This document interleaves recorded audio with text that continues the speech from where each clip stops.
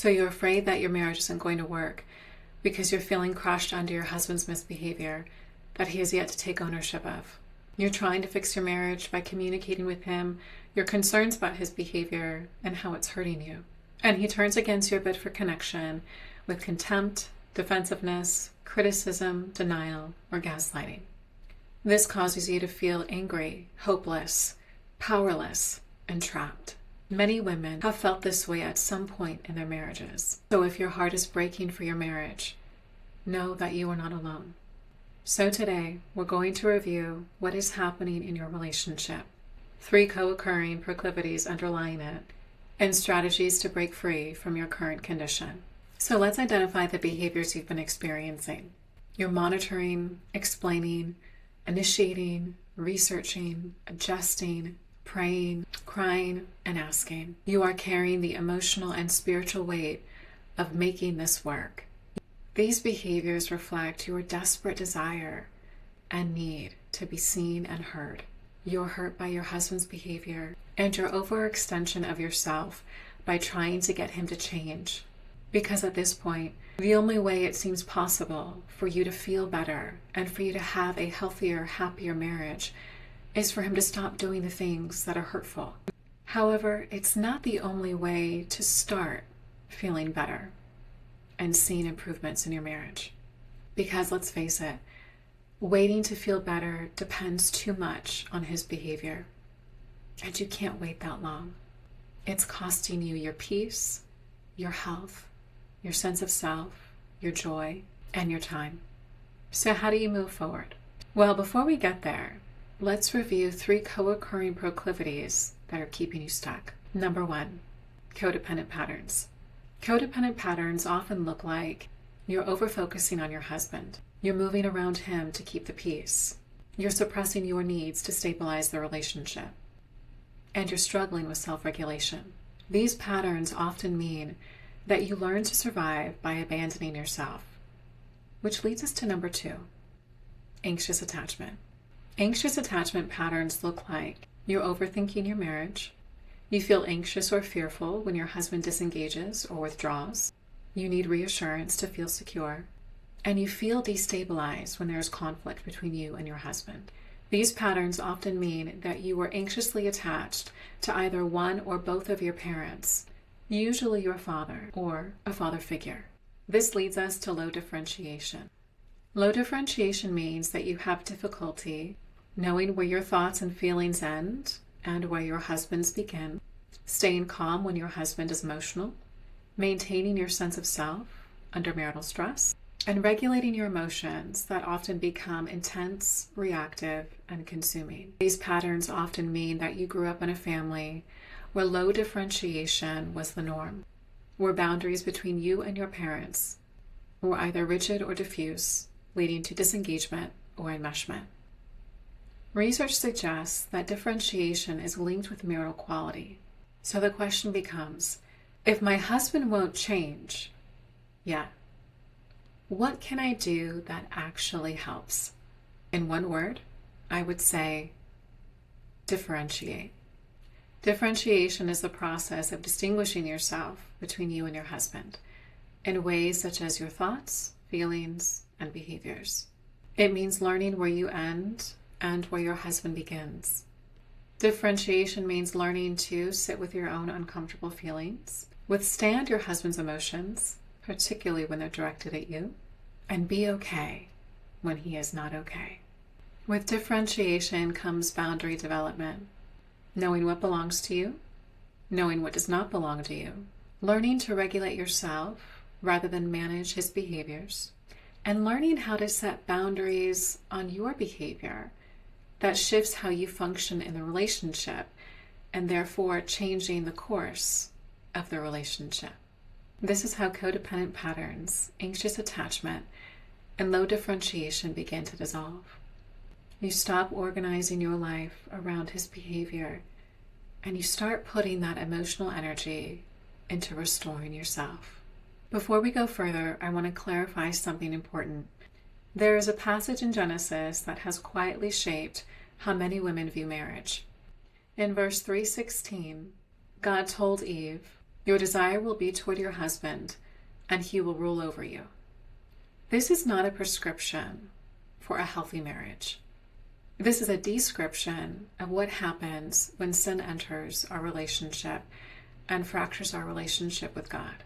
Many Old Testament scholars, including contributors to Hard Sayings of the Bible, agree that this passage describes the distortion of relationship rather than God's intentional design.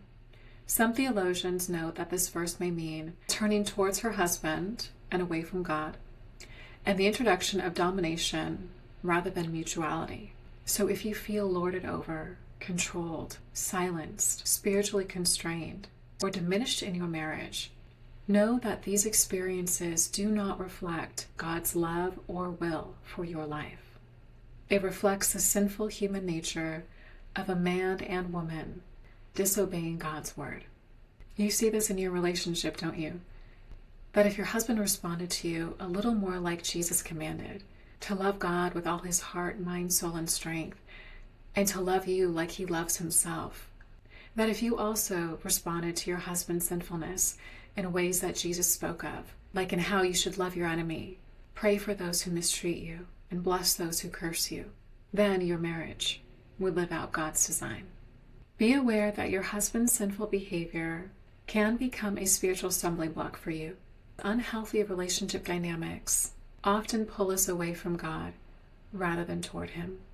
This is why it's important for you to make healthy, God-honoring decisions about your marriage, especially when it comes to your desires, needs, and heartache.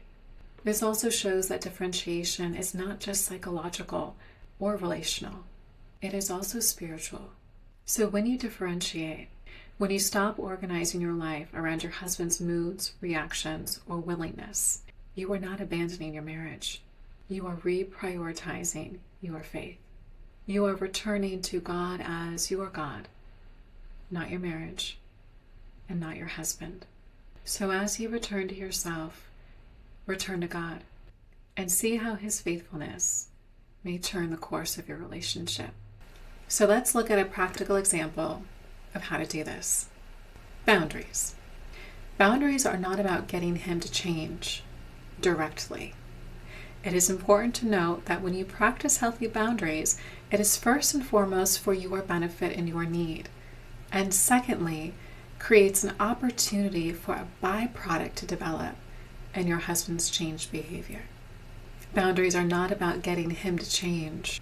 They are about deciding what you will do when his behavior continues. So instead of asking him, "Would you please stop talking down to me for the nth time?" you say, "I feel disrespected when I'm spoken to condescendingly. I'm going to remove myself from this conversation until I can be spoken to respectfully." You stop engaging in that moment. You attempt to re-engage in casual conversation later. If you see that the behavior has stopped, you know that he has had a change of heart. If the behavior continues, you know he is suppressing the truth. So what do? You continue to communicate clearly, engage in polite exchanges, and hold to your boundaries when necessary. Know that it will be uncomfortable for you at first to establish these healthy boundaries and to follow through with them. But this process also reflects the shift from codependent patterns, anxious attachment, and low differentiation. In their research on married couples in the US and Spain, Rodriguez Gonzalez and colleagues found that differentiation increased over time in both nationalities, and differentiation predicted an increase in marital quality and stability. So what does this mean for you? Their results support the notion that your differentiation can change, and it can improve the quality and stability of your marriage. They also found that anxious, and to a lesser degree avoidant, attachment in U.S. couples also decreased over time. Their results support the notion that your proclivities to anxious attachment may improve over time as differentiation also increases over time. There is hope, and there is more than hope. There is a blueprint to differentiate during the hardest points of your marriage, because you don't have to keep suffering in the same way. And your relationship can improve with your growth as the catalyst. Before we finish, I want to illustrate an analogy that describes your experience. You are like a diamond. Diamonds do not form in comfort. They form deep within the earth, under intense pressure and extreme heat. To the untrained eye, the rock looks unremarkable. It's hard, ordinary, but inside there is something that is already formed, something that is already valuable, and something that is already whole. Like a diamond, you have lived under relational pressure. You have endured emotional hardness, and somewhere along the way, you may have believed that the hardness around you defines you, but it doesn't. Your husband's hardness does not determine your worth. His unwillingness to change does not diminish your value. His behavior does not define who you are. Just as a diamond is not created by breaking from the rock, but it is revealed by being separated from it, you are not meant to keep forming yourself inside what is crushing you. Your work is not to soften the rock. Your work is to differentiate from it.